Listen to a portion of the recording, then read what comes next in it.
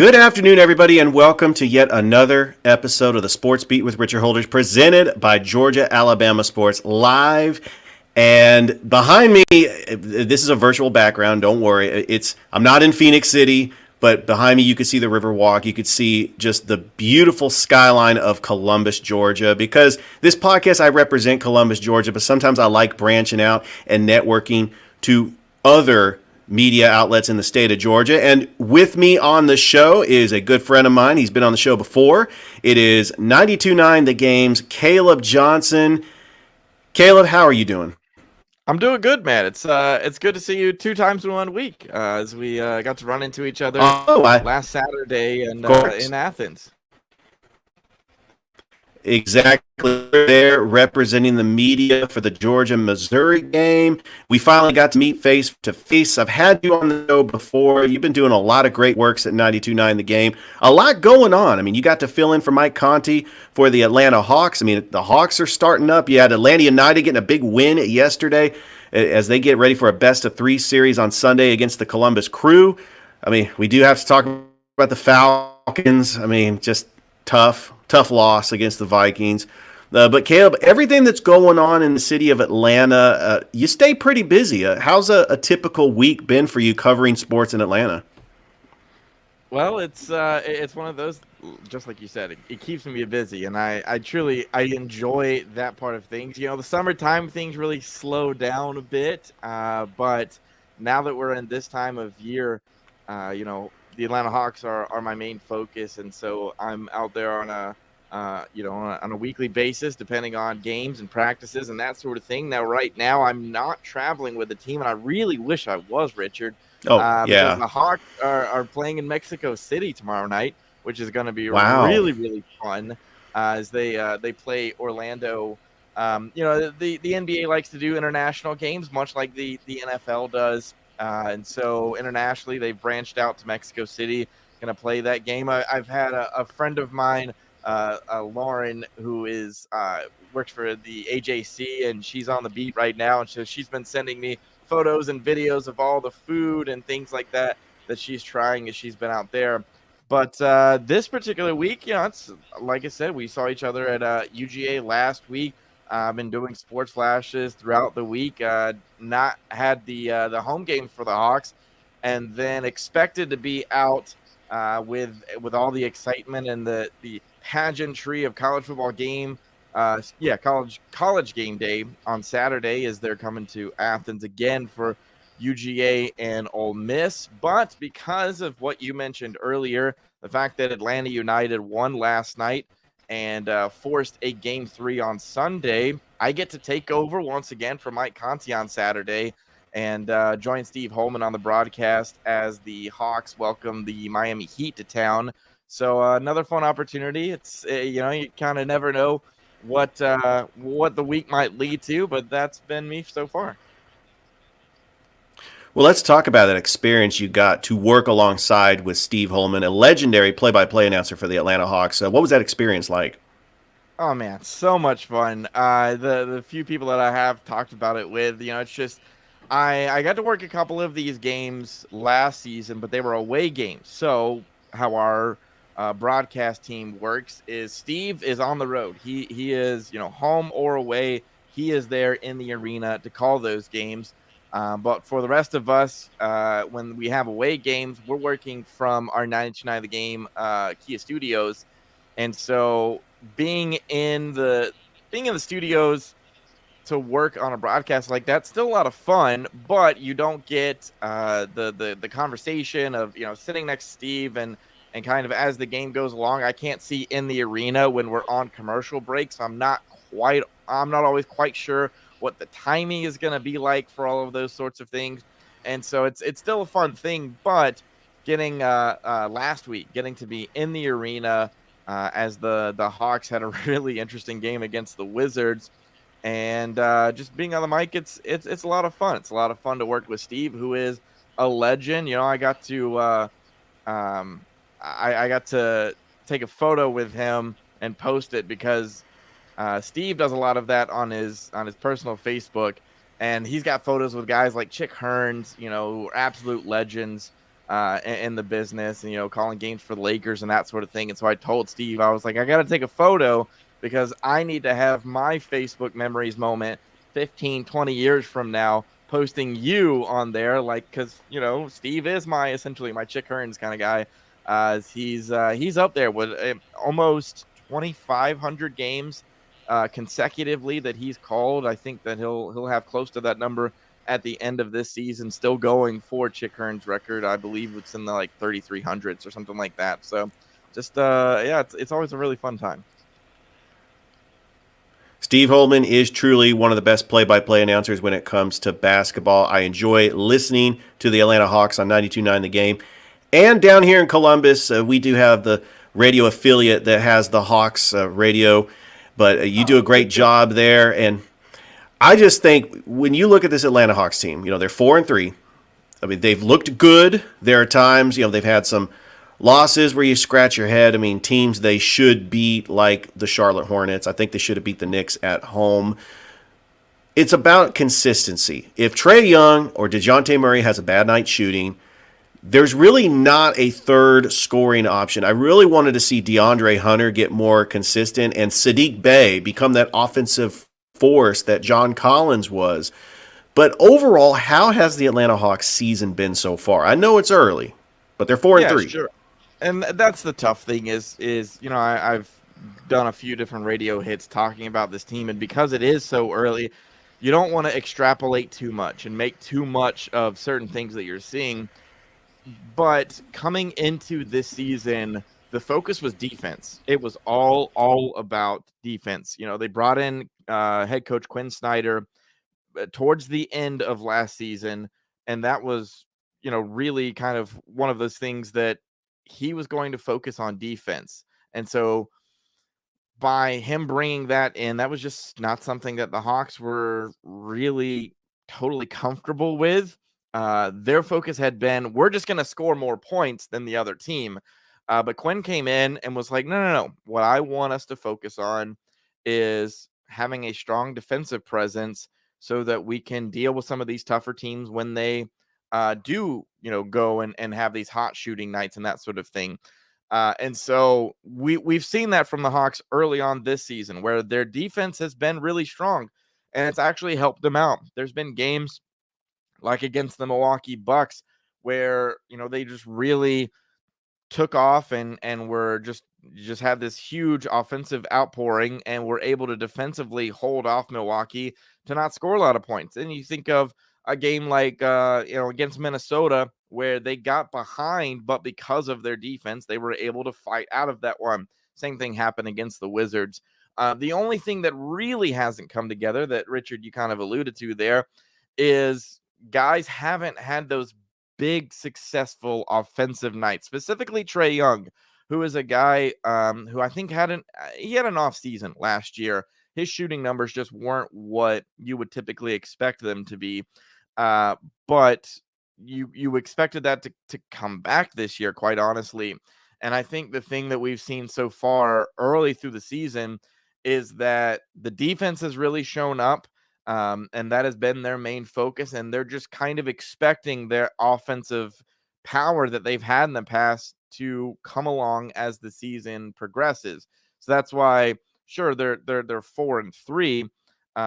But honestly, against the teams that they've faced, it's been a pretty successful early part to the season. Their last loss against OKC, I mean, those guys just came out shooting lights out against the Hawks. And it was one of those that I tweeted about after the game. I think in the Hawks position, you tip your cap to the Thunder and you go, okay, you had a hot night and you won a game. But as far as the principles that this team wants to have over the course of an 82-game regular season and then going into the postseason, it feels like Coach Snyder is really getting those things to come across to this team. And I do just kind of expect that the offense is going to reach that point that we've seen them have in the past. All right, Caleb, let's switch gears. Let's talk about the Atlanta Falcons. They lose a heartbreaker to the Minnesota Vikings, 31-28. Josh Dobbs Has only been with the team since Tuesday. He didn't even have full reps with the first team. They had a rookie quarterback. He goes out with a concussion. Josh Dobbs comes in, drives the length of the field, and the Vikings end up getting the win. Another heartbreaking loss for the Falcons. Your radio station covers the Falcons on a regular basis. You're invested in the Atlanta Falcons and what their season is. Is this a year, if they do not make the playoffs, is Arthur Smith's job in jeopardy? That's been the conversation over the last I guess week or so now. Is obviously, going into Minnesota, I think there was some optimism of turning things around, and then because of what happened in that Vikings game, because of, as you mentioned, the fact that you're facing a guy who just showed up and didn't even practice with the team. He was actually going through cadence reps on the sidelines before he went into the game. So it's one of those that, because that was so new, you'd think, well, your defense should have an advantage. Now, Arthur Smith is an offensive guy, and I think what we saw on Sunday was just a disconnect, quite honestly, with the offense. I know a lot of people are very critical of Arthur Smith's play calling and don't like the fact that he hasn't involved rookie Bijan Robinson and Kyle Pitts as much in the red zone.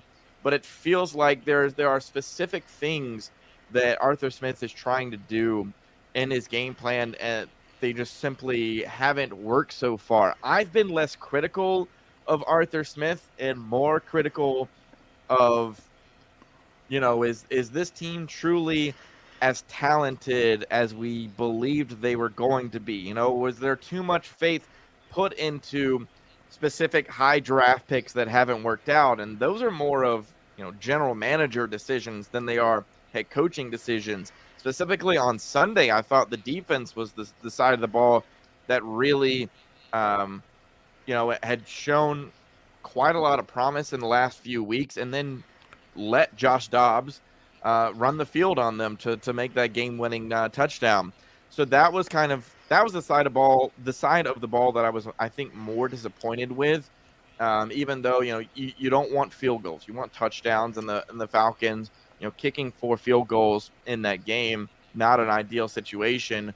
But I at least understood how that side of the ball was failing, quite honestly. I think it made more sense for me. It was the defensive side of the ball in Sunday's game that I was like, man, this really shouldn't be happening. This is a defense that had shown that they were top 10 in the league. Some people thought maybe top 5.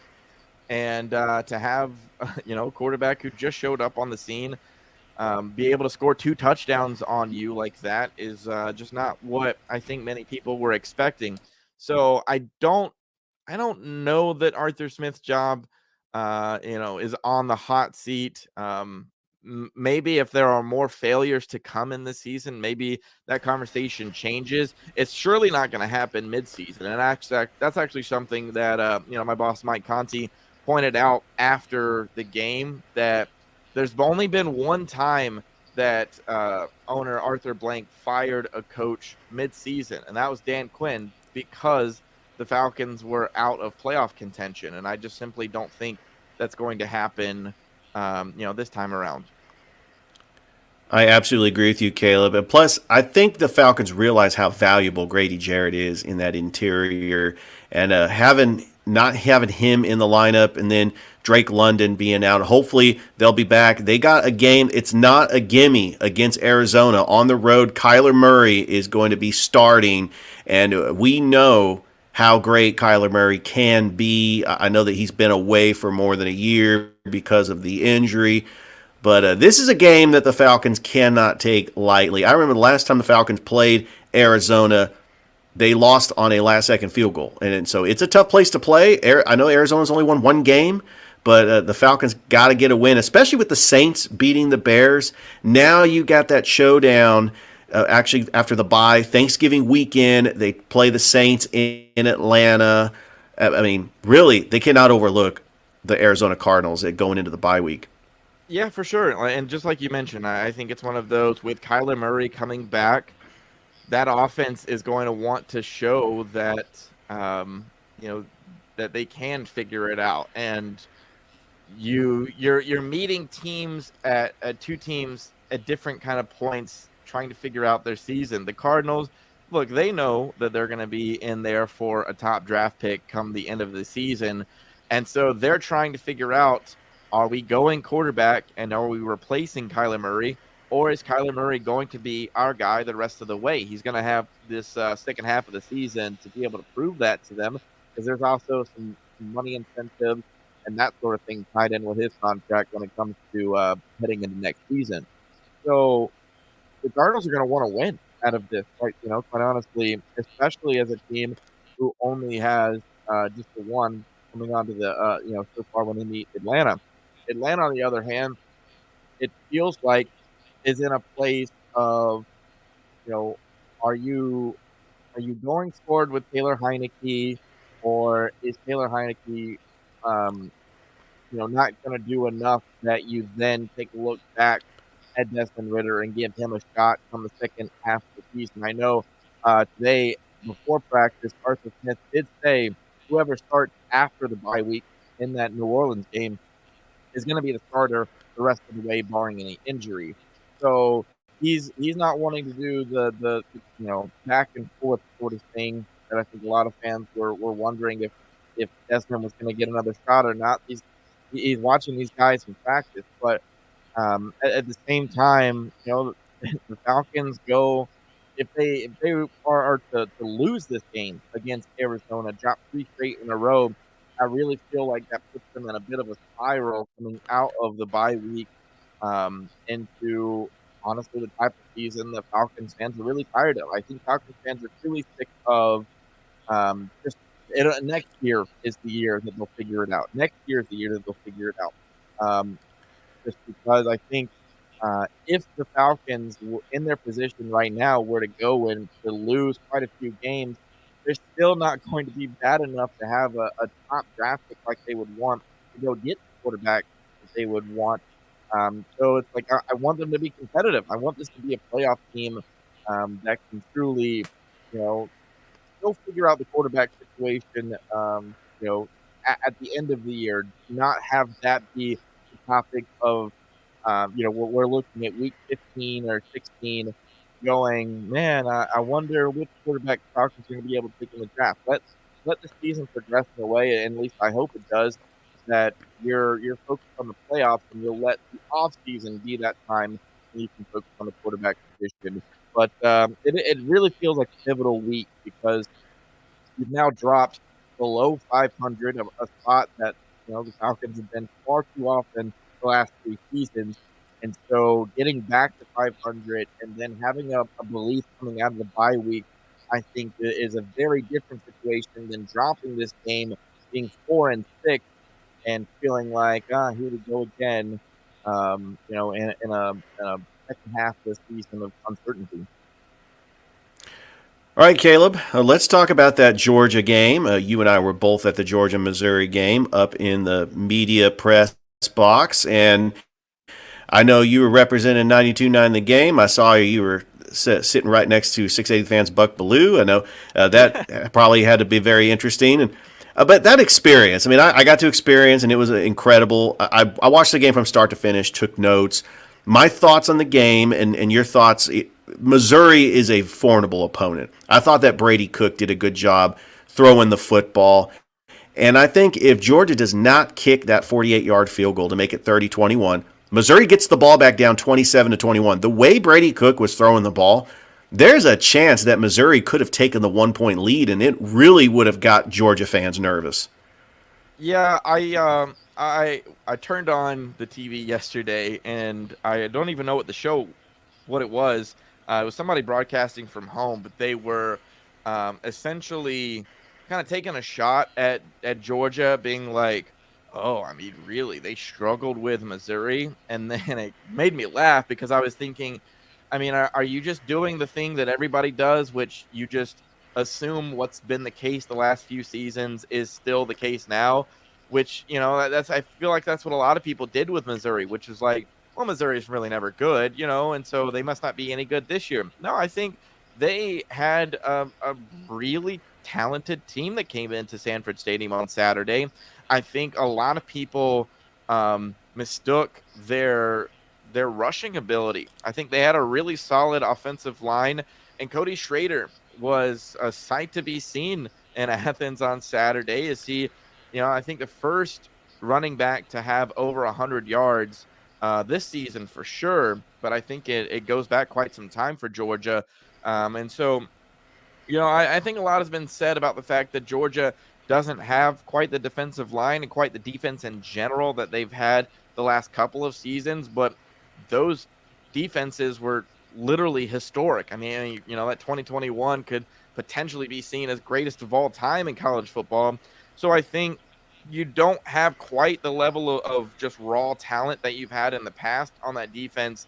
And Missouri was a formidable opponent, like you said. Like, I think they were a lot better than a lot of people would like to feel they are, just because it's Missouri. That's the team that came from the Big 12 to the SEC, and outside of winning the East one year has never really done much. But they were the 12th ranked opponent, according to the college football rankings, not even the AP. Like, that was I feel like they were a true opponent for Georgia to have. And yet that this week is going to be even tougher for Georgia, as now they've got to deal with Lane Kiffin and Ole Miss.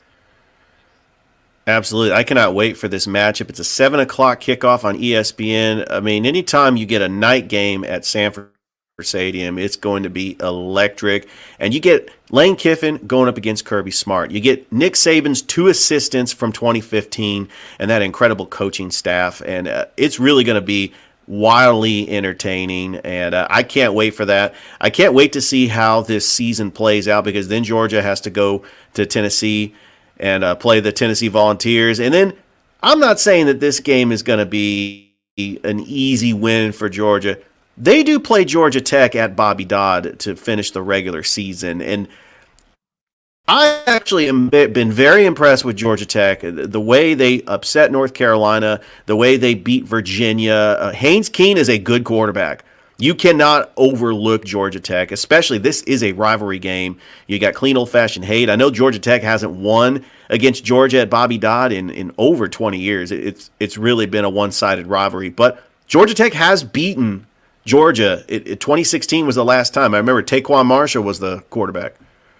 Yeah, well, that's, you mentioned that's exactly one of those things that I've been paying attention to when it comes to Georgia Tech, is seeing how they played against Virginia last week, seeing how they have been like a never say die kind of team, and the craziness that happened in that Miami game a few weeks ago.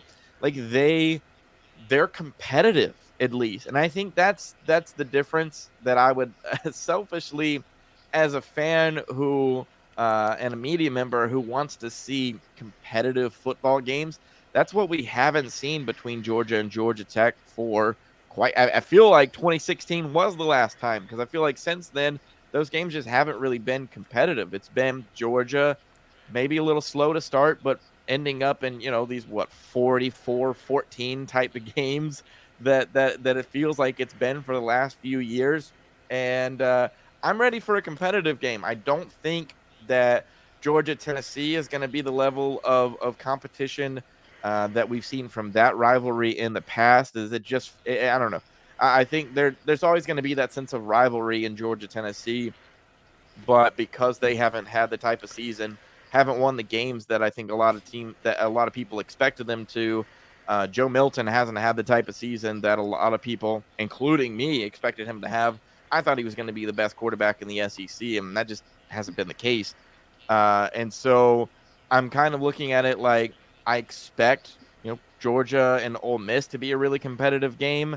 And then, if Tennessee isn't that level, I would like Georgia Tech to be, just because you think after that, Georgia's then going to go to the SEC championship. And you want a team having to play some tough battles before they get into those the SEC championship game, college football playoff, all of those sorts of things where it matters the most. I've just never been a huge fan of the regular season kind of going out on it is what it is, and it's fine, and we'll move on. We'll turn the page after a big lopsided win. Really, I think this Georgia team needs to be tested, quite frankly, before they head into the postseason, just because this isn't the same quite the dominant level of team that we'd seen the last couple of seasons. All right, Caleb, one more final segment before I get you out of here. This has been opening week in college basketball, and we have some great Georgia teams. Damian Stoudemire, his first year at Georgia Tech. Mike White, second year at Georgia. Kennesaw State, fresh off an NCAA tournament appearance last year. And Georgia State has made the NCAA tournament 3 times in the last 10 years. I mean, why don't we have more teams in Georgia make the NCAA tournament? It seems like with all the talent that comes out of this state, I mean, you look at Isaiah Collier, the number one recruit, who's tearing it up for USC. Dwight Howard came from Georgia. I mean, I don't understand why they don't stay home, go play for Georgia, Georgia Tech, and then make the NCAA tournament. I mean, it's puzzling to me. I mean, it all comes down to recruiting and what is enticing and what is not.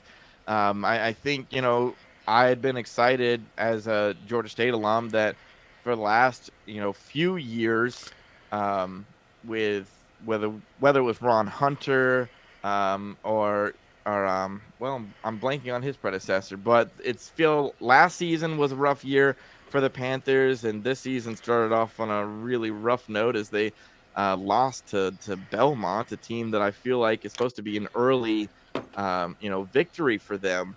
And I think there has been a lot of good basketball coming out of the state recently, um, but they're doing it in a bit of a different way. I think instead of having that star power and Anthony Edwards, who does stay home and go to Georgia, they've been building very you know senior-led teams that have found a lot of success. Is college basketball is one of those interesting ones that you've either got to have the young stars who make your team good in an instant, or you've got to build that chemistry over the course of a couple of seasons.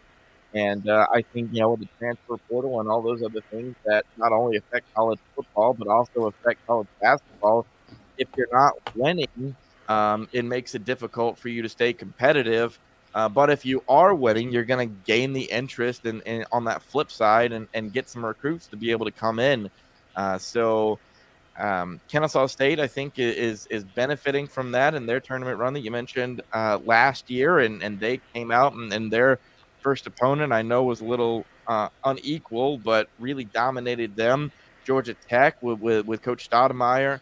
I think that's a really big thing because people are going to see if recruits are that, oh, this is a guy who was just coaching Jason Tatum a season ago, who is now going to be able to give me, those kinds of tips and different things that he was able to work on with those guys. He was also a player friendly kind of guy, a guy that was, when the Celtics didn't make it in the postseason nearly as far as a lot of people expected them to, it was Coach Stoudemire that some people pointed to as like, well, he wasn't there to kind of bring that team together. So I thought it was pretty interesting. Georgia, on the other hand, Coach White, interesting hire that I maybe wasn't totally on board with. And so I'll be curious to see how he's able to do with Georgia. But I think, yeah, when it comes to guys staying in Georgia, it's just a matter of you've got to make it enticing for them. You've got to make the NIL enticing to them, and then a reason that they stay home instead of going to wonderful Southern California and enjoying the weather out there. Make it worth their while to be there, and you'll get those guys to stay. But so far, outside of the guys like Anthony Edwards, who have stayed home, you just haven't seen that level of star power staying in the state of Georgia. Caleb, it's always great having you come on the show. Thank you so much for your sports knowledge. And before I get you out of here, tell everybody out there where they can find you, where they can listen to you on 92.9 The Game. I know a lot of people out there can't get it on terrestrial radio, but how can they listen to 92.9 The Game wherever they are in the state?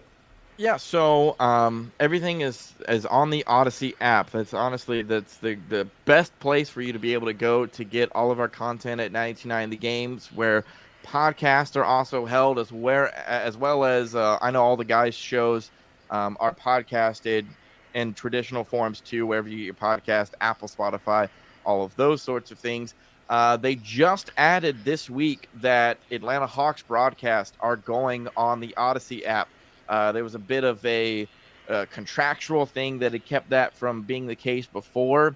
But this week, so starting with I believe it was Monday's game that was on the Odyssey app, and then Thursday in Mexico City, and then of course Saturday that I'll be on the broadcast for will be on the Odyssey app, as well as terrestrial on 92.9 The Game. You can follow me on social media at ATL Johnson 18 and find my whatever comes to my brain that I decide to tweet out during games or whatever I'm watching. It's always random, but it's kind of my little personal diary place that I go and put my thoughts out on. But yeah, that's where you can find us. All right, thanks again, Caleb. Caleb Johnson from 92.9 The Game. Thank you so much once again for watching us on Facebook Live and listening to the show. And I hope everybody has a great rest of